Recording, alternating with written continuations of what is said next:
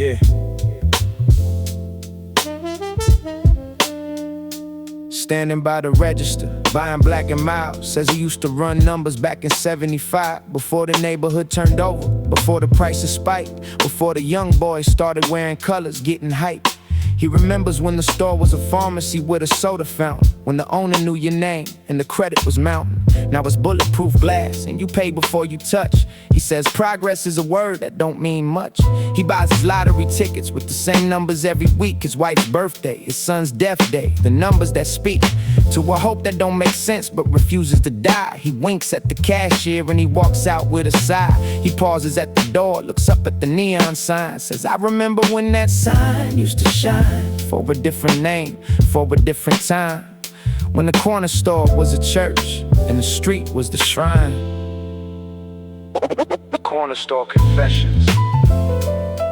After midnight oil, the fluorescent lights are the only witness to the toil.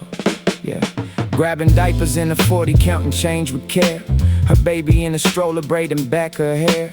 She tells me that the landlord raised the rent again. I tell her that the struggle is a language we all speak, amen. She works the graveyard at the warehouse near the freeway.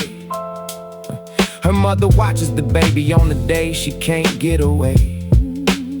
She buys a single rose from the bucket by the door, puts it in the stroller cup holder, says, that's what flowers are for.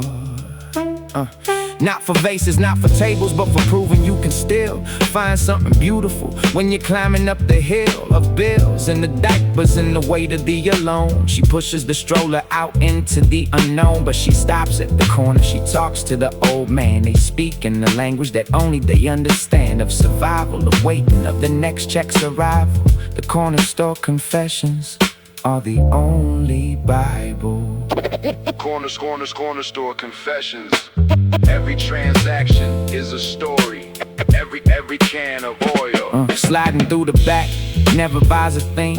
Eyes like a hawk, phone always on ring. He don't say nothing, but his silence tells the tale of a boy who learned that money moves when courage fails. He grew up 3 blocks from here. His mother still lives in the same apartment where the ceiling still gives weight to the rain, weight to the weight of the years. He sends her cash, but he never conquers the fears that made him into this ghost that haunts the rear of the corner store, of the alley, of the atmosphere. He is the confession that nobody wants to hear, the living proof that the corner is a mirror, reflecting back the choices, reflecting back the pain. He stands in the doorway, waiting for the rain to wash him clean, to wash him away. But the corner store confessions never let him stray. Corner store confessions. Everybody knows. Corner store confessions, where the real story goes.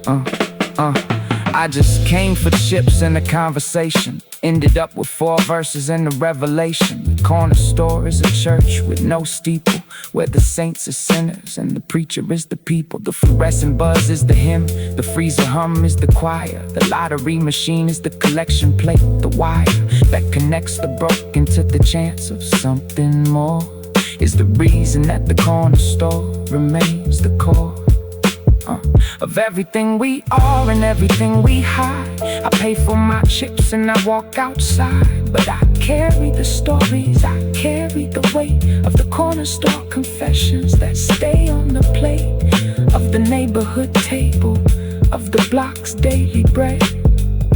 The corner store confessions are the only thread. The door chime dings. The night recedes. The corner store confessions. In the ones who believe. The fluorescent buzz. The freezer hum. I never done. The corner store confessions. I never done.